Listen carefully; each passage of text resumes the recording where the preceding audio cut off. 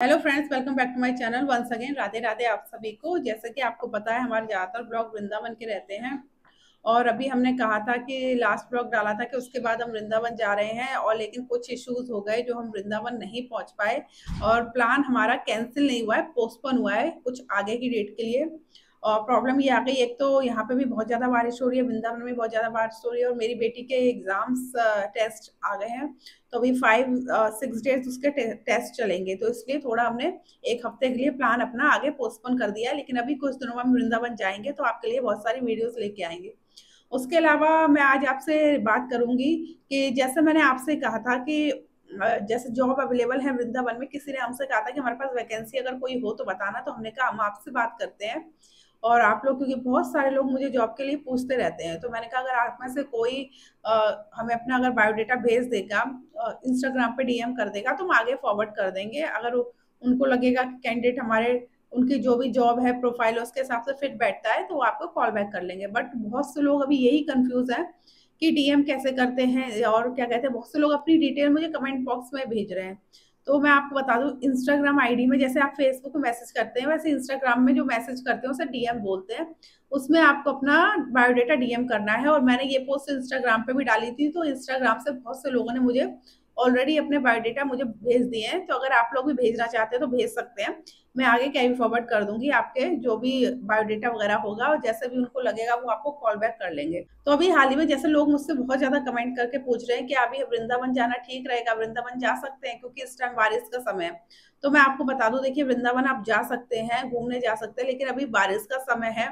तो बारिश के समय में कोई मौसम का पता नहीं होता है कि कब बारिश हो जाए कब बारिश ना हो। जैसे पता लगा आज बारिश हुई और कल नहीं हुई, तो लोग सोचते चलो कल बारिश में भी चले गए, पता लगा तीसरे दिन फिर बारिश हो गई। बारिश कभी भी हो जाती है।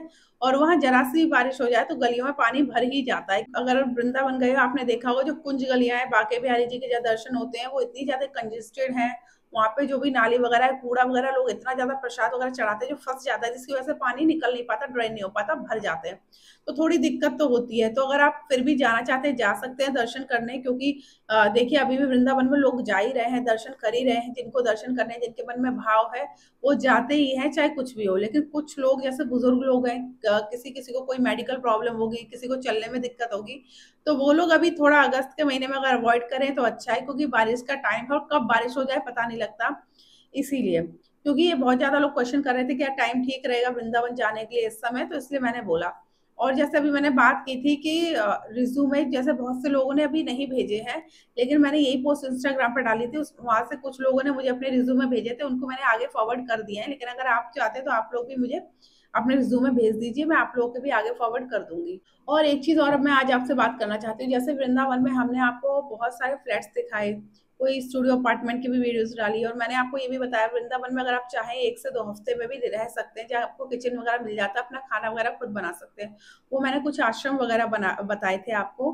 लेकिन बहुत से लोग कह रहे हैं कि वहां पे जैसे हम लोग गए तो हमें मना कर दिया, बोला है नहीं। मैं आपको बता दूं कि जो आश्रम वगैरह है वृंदावन में, वहां पे आपको फैसिलिटीज मिल जाती है। हो सकता है जब आप गए हो तब फॉलो, क्योंकि हमने देखा है, हम गए हैं कि वहाँ पे रूम मिलते हैं, रूम के अंदर थोड़ा किचन वगैरह का स्पेस दिया होता है, आप जाके अपना खाना पीना बना सकते हैं। और बहुत सी जगह जैसे मैंने आपको रेंट पे घर दिखाया था, और बहुत से लोग हमें कॉल भी करते हैं, हमें 15 दिन के लिए चाहिए, 20 दिन के लिए चाहिए। जैसे हमने अभी ब्लॉग डाला था कि एक महीने के लिए, 1.5 महीने के लिए आपको रेंट के लिए उपलब्ध है वो। हालांकि वो जो फ्लैट हमने दिखाया था वो ऑलरेडी अब उठ गया है, क्योंकि हमारे पास इतनी सारी कॉल्स आई थी, तो जैसे ही हमने डाला विद इन 1 डे में वो फ्लैट उठ गया था। लेकिन बहुत से लोग ये पूछ रहे हैं कि आपने वहाँ का लोकेशन नहीं डाला, कॉन्टेक्ट नंबर नहीं डाला है। तो मैं आपको बता दूं कि हम लोग लोकेशन कॉन्टैक्ट नंबर इसलिए भी नहीं डालते हैं, जो ब्रोकर होते हैं, जो ओनर होते हैं, वो लोग मना कर देते हैं कि अभी आप लोकेशन मत डालिए, अभी आप कॉन्टैक्ट नंबर मत डालिए, आप कितना रेंट है ये मत डालिए, बस आप नंबर दे दीजिए, जो भी हमें कॉल करेगा हम उनसे बात कर लेंगे। तो उनके अपने कुछ रूल्स एंड रेगुलेशन होते हैं, उनकी अपनी कोई प्राइवेसी होती है। तो इस चीज को फिर हम इंटरफेयर नहीं करते, तो जैसा वो कहते हैं हम वैसा कर देते हैं। क्योंकि काफी बार हम आपके साथ नंबर शेयर करते हैं, लेकिन कई बार ऐसा होता है कि हम आपके साथ नंबर शेयर नहीं कर पाते। अगर ऐसा हमने नंबर शेयर नहीं किया है, तो इसका मतलब आगे से उन्होंने नंबर शेयर करने के लिए मना किया, या लोकेशन शेयर करने के लिए मना किया, या फ्लैट का जो भी मंथली रेंट जाएगा वो शेयर करने के लिए मना किया है। उसके बाद हम आपको नंबर दे देते हैं, अपने स्क्रीन पे नंबर ऑलरेडी शो हो जाता है, जो भी नंबर उन्होंने दिया होता है बात करने के लिए, आप उस पर बात कर लीजिए। आपको वो लोग लोकेशन, रेंट ऑलरेडी सब बता ही देंगे, क्योंकि बहुत से लोग लिख देते हैं आपने लोकेशन नहीं लिखी, रेंट नहीं लिखा, पूरी इन्फॉर्मेशन नहीं दी। अगर मैंने आपको नंबर दे दिया है तो फिर पूरी इन्फॉर्मेशन की जरूरत है ही नहीं, आप कॉल करिए, सारी इन्फॉर्मेशन ले लीजिए। तो ये सारी चीजें होती है। अब कुछ लोग कहते हैं कि हम लोग वृंदावन में गए, हमें तो कोई फ्लैट मिला नहीं, या हमें तो कोई ऐसा मिला नहीं। देखिए हमारे पास भी फ्लैट की इन्वेंट्री आती है, क्योंकि हमारे पास हम लोग कांटेक्ट करते हैं तो हमें पता रहता है फ्लैट अवेलेबल है, इतने टाइम के लिए मिल सकता है। हर कोई आपको वृंदावन में जो ओनर 1 महीने के लिए नहीं देगा या कोई 1 हफ्ते के लिए नहीं देगा। अभी मैं आपको बता दूं, हमारी हाल ही में बात चल रही है, कुछ जगह जो शायद 1 या 2 हफ्ते के लिए फ्लैट रेंट पे देने के लिए रेडी हो गए हैं। हम जाएंगे वहां पे, प्रॉपर उनका ब्लॉग बनाएंगे, प्रॉपर आपको दिखाएंगे वीडियो बना के, और नंबर भी आपके साथ शेयर करेंगे। अगर वहां पे ये बात डन हो गई कि 1 हफ्ते के लिए देने के लिए रेडी हो गए तो नंबर शेयर कर देंगे, फिर आप जाके वहाँ 1 हफ्ते के लिए अपना फ्लैट बुक करा सकते हैं। क्योंकि बहुत से लोग रेडी हो जाते हैं, बहुत से लोग अब देने लगे हैं, पहले ऐसा नहीं था।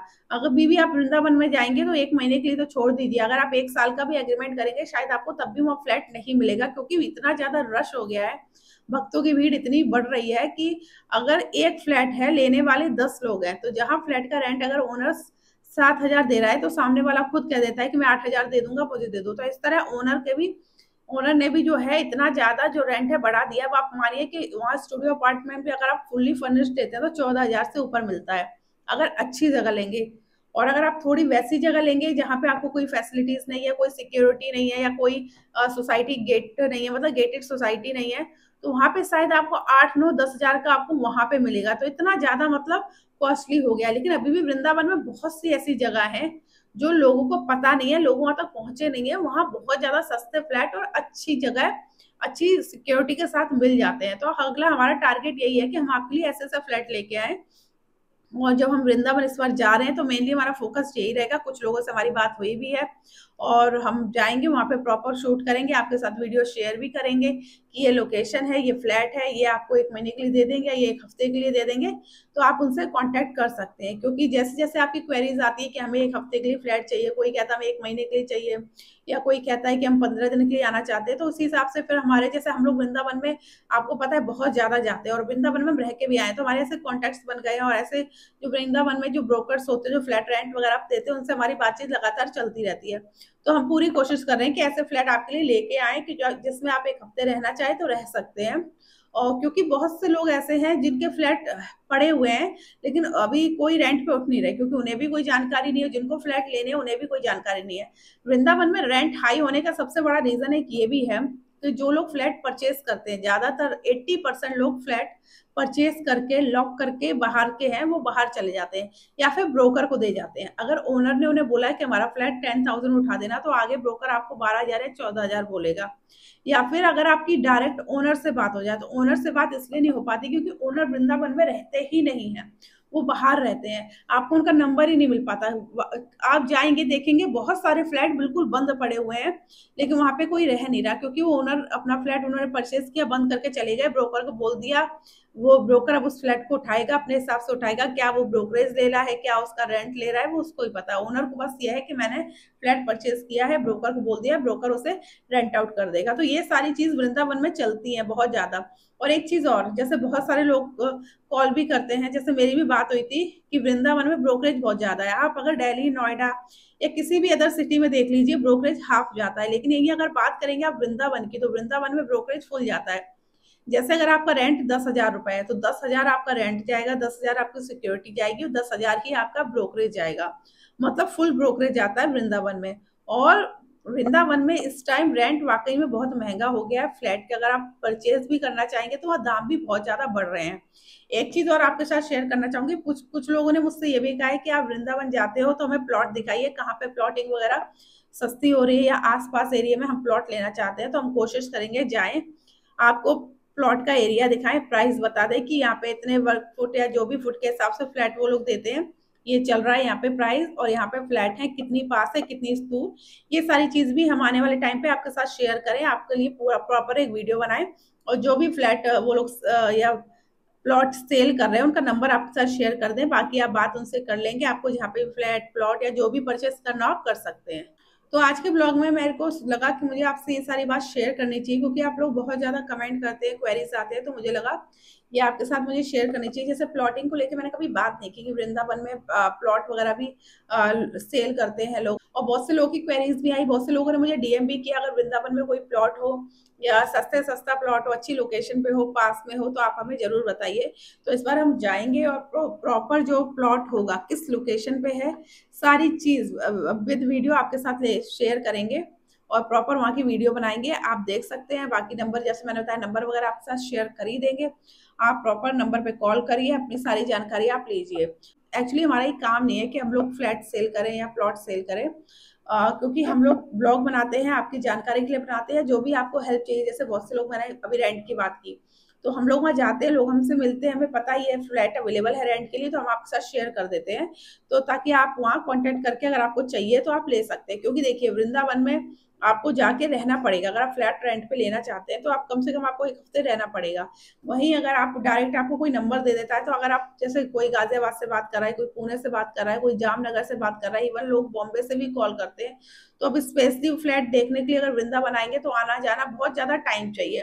तो उनके लिए बहुत ईजी होता है कि जैसे अगर वो हमारा ब्लॉग देखते हैं और देखते हैं कि ये फ्लैट अवेलेबल है, इस लोकेशन पे है, और वो नंबर जो हम देते हैं उस पर बात भी कर लेते हैं, ये प्राइस है, तो उनके लिए इजी हो जाता है। और वो अगर उन्हें बुक करना होता है तो बहुत से लोग ऑनलाइन ही बुक कर लेते हैं। तो ये सारी इन्फॉर्मेशन मुझे आपके साथ शेयर करनी थी कि आने वाले टाइम पे ऐसे हम आपके लिए ब्लॉग लेके आएंगे।